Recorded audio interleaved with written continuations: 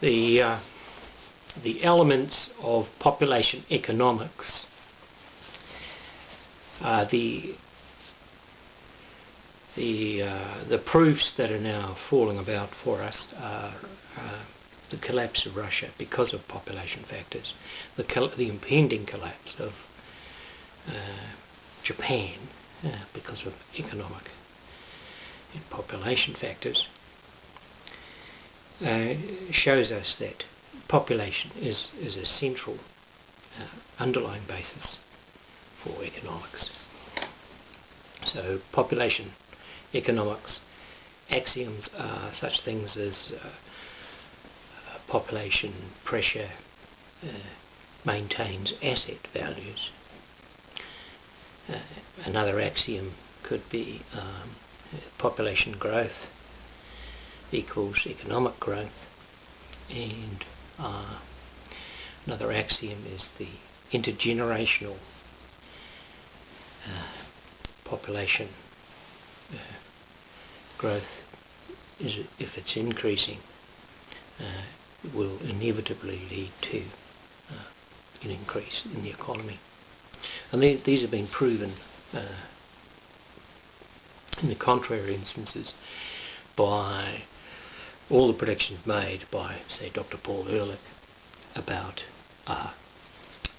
the countries that were supposed to suffer famine and so on from the 70s and 80s and 90s, with his population bomb and population explosion and various other books like that. Because exactly the opposite occurred when the children from these birth blossomings, these birth cohorts reached economically active ages. You had a boom. So you had the Asian tigers, you had Brazil, you have China and India, of course, proof cases of what I'm saying. And the opposite occurs with Russia and Japan.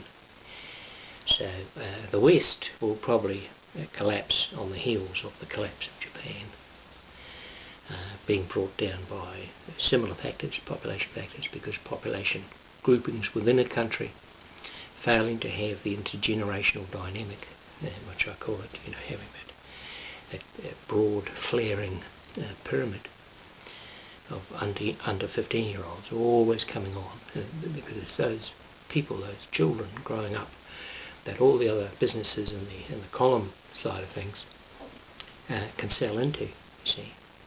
And if you always have this broad flaring coming up, you have a broad-based economy. I mean, quite literally. And of course, you have these economic people focusing on spectacular and unusual companies and innovations and so on and so forth. But the plain fact is, most business and most life